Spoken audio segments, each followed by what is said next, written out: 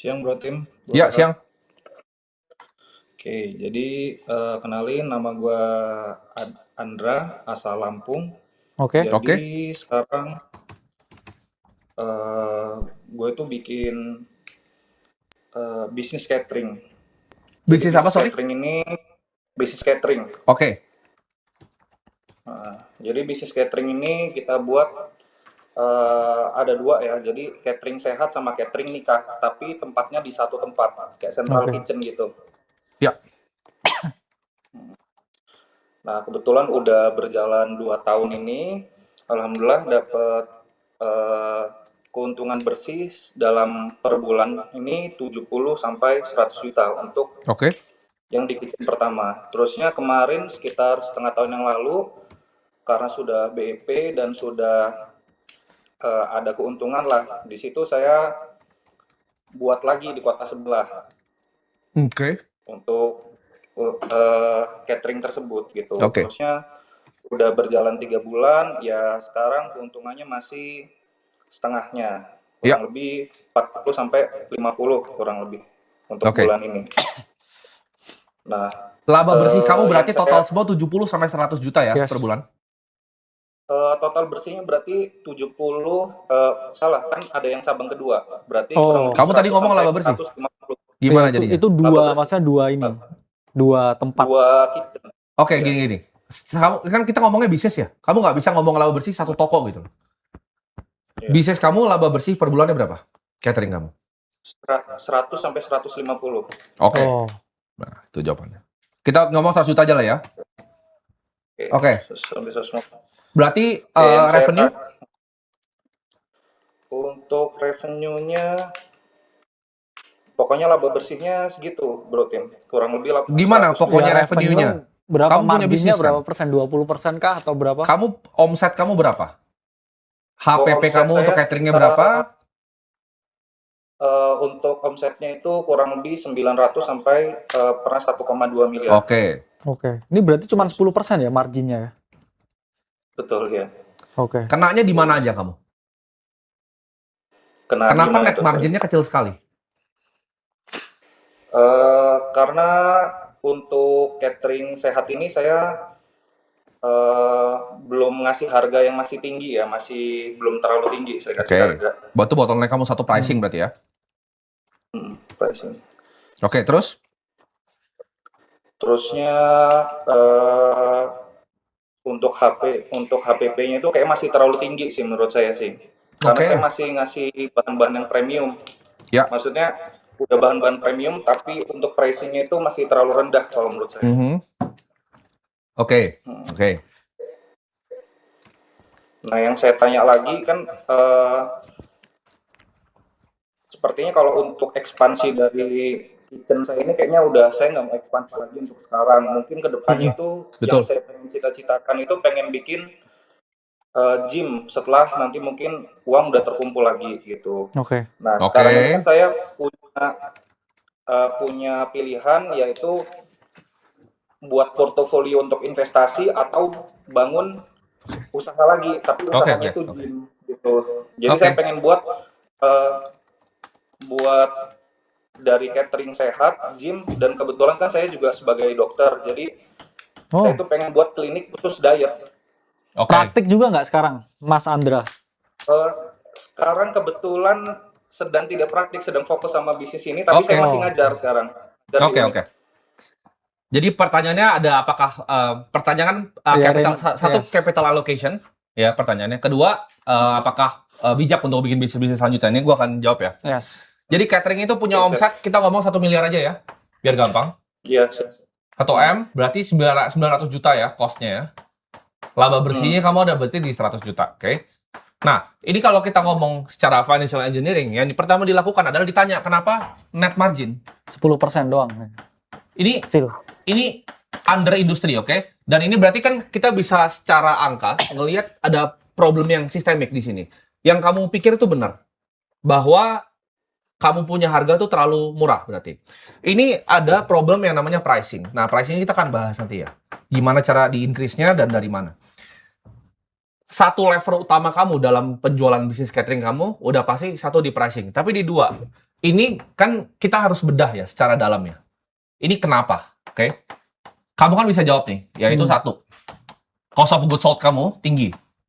Oke. HPP-nya tinggi, Mas. Ini masalah sourcing namanya. Ini bisa dibenerin nih, oke. Kedua, berarti kamu punya OPEX yang tinggi juga. Karena gini, COGS kamu sampai 50% nggak?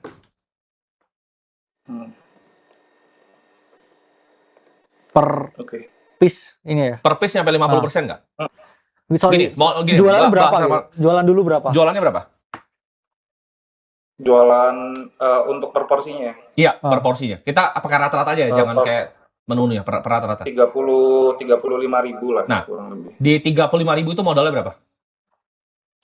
35.000 itu modalnya sekitar 20 ribuan lebih. Waduh, mahal bro. Ya. Ini kayaknya Besar sekali 65%. Andra ini mungkin ini bro, karena kan dokter kan, Ya. jadi passion, terus pengen makanannya bersih, higienis, bahannya paling berkualitas, jadi tinggi mungkin ya jadinya. Kalau di sana berapa banyak di Lampung catering? Maksudnya kamu dari 10 besar ini nomor berapa nih kalau di sana brandnya? Kalau di sana, kalau di sini mungkin ya kalau masih 5 besar lah mungkin. Oke lah. Beban kamu di karyawan itu berapa sekarang? Sama buat overhead operasional kamu berapa? Operasional untuk sekarang ini untuk operasional kurang lebih mungkin 30%-an, mungkin kurang lebih 20% lah kurang lebih. Oke.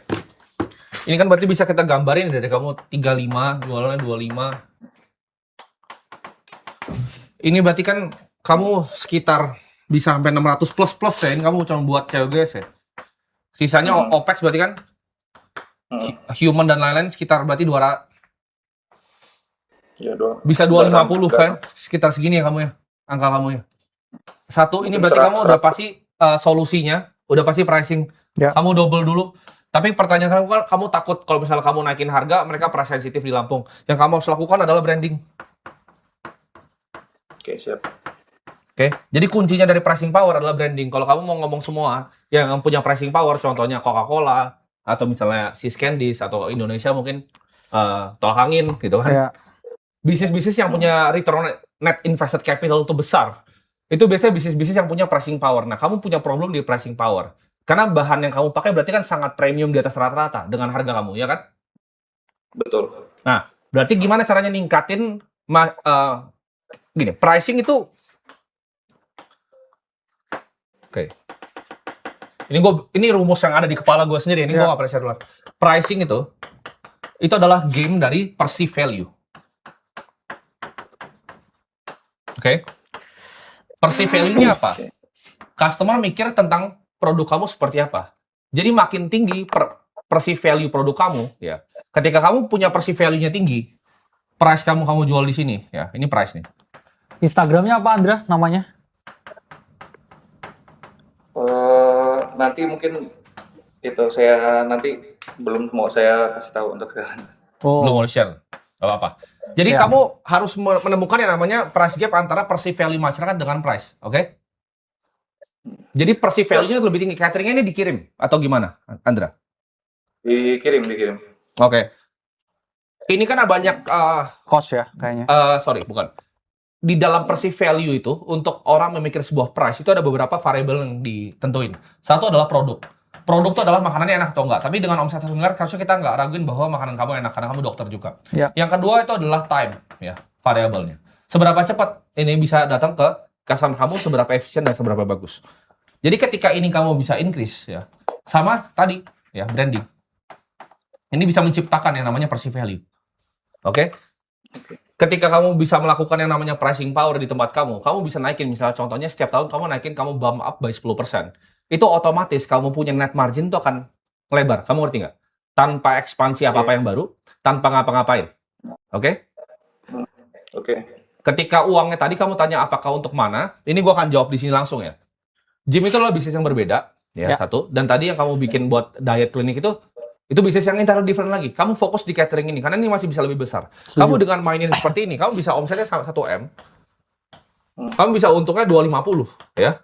Kamu biasanya 2x ya laba bersih. Oke, ketika ini terjadi, uangnya kamu masih working capital lagi. Modalnya kamu pakai lagi, gimana caranya bisa increase pricing power-nya, ngerti nggak? Oke. Jadi, penting untuk kita bisa melihat bottleneck utamanya. Kamu udah jelas banget pricing. Nah, kamu harus investasi di mana? Kamu harus investasi di branding. Gitu. Tapi jangan pikir gini ya, jangan misalnya 100 juta laba bersih, kamu pakai buat branding 100 juta. Kan ini kan sesuatu yang baru untuk kamu juga. Kamu tes ya. Kita akan saranin kamu untuk pakai working capital untuk tes. Jadi nggak apa-apa, kalau kamu punya banyak cash on hand, kan kamu bisa masukin di RDPU kan? Atau di deposito. Itu nggak masalah. Sebagai bisnis kamu punya cash gitu. Tapi kamu bisa pakai nih setiap seminggu 2 minggu coba kamu tes deh. 5 juta kamu pakai. Kamu sisi 5 juta. Oke, kamu ada proyek branding ini. Atau kamu mau hire misalnya agency ini untuk pegang brand kamu. Atau kamu mau hiring orang dari agency branding lain, kamu mau hire orangnya, kamu coba in-house. Kamu pakai uang namanya uang trial ya. Trial. Nah, ini kamu budgetin nih. Kalau dengan size kamu 10 sampai 50 juta tuh boleh per bulan. Jadi nggak usah habisin semua duitnya. Jangan 100 juta net working capital kamu hantam modal balik buat branding. Oke.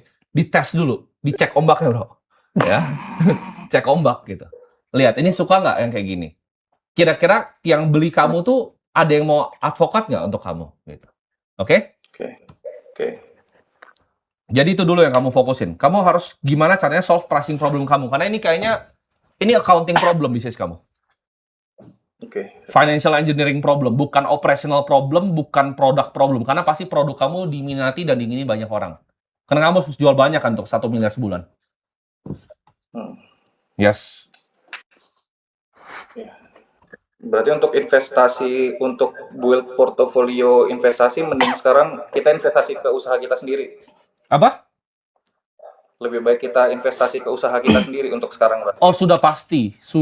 Karena ini kan masih growing bisnis kamu. Gini, bisnis kamu masih ada problemnya. Belum sempurna. Kamu masih belum bisa melakukan pricing power. Kalau kamu bisa naikin pricing power, kan kamu double laba bersih kamu. Ini bahkan kamu nggak usah naikin omset loh. Yang kamu ini special case. Kamu nggak perlu naikin omset. Ini financial engineering. Kalau misalnya gue perusahaan kayak mini private equity, gue mau buy out perusahaan lu, pasti yang gue benerin ini. Gue akan lihat, ini nggak perlu di scale top line-nya. Gue dengan gue nge-scale cost-nya, ini gue bisa double basically bisnisnya. Ya. Kan yang penting dari sebuah bisnis adalah free FCF kan, free cash flow kan. Gue bisa double net free cash flow lu cuman dengan financial engineering. Nah, itu dilakuin dulu gitu. Mainin pricing power. Oke? Oke, terima kasih. Oke. Semoga terbantu ya, Andra. Oke, siap. Terima kasih, Bro Tim, Bro Kak. Thank you. Ada yang nanya ini MBG bukan kayaknya ya. Karena kan harganya bukan gitu ya. Nggak mungkin lah. Bukan. Ya. Jangan salah paham. Jangan salah paham kali. Betul. Jangan karena dia nggak mau share cateringnya, Bro. Benar. Emang kadang beberapa orang tuh lebih suka private gitu ya. Hargai privasi Betul, orang. hargai privasi orang. Nggak semua itu harus diumbar gitu loh, Bro. Betul. Nah.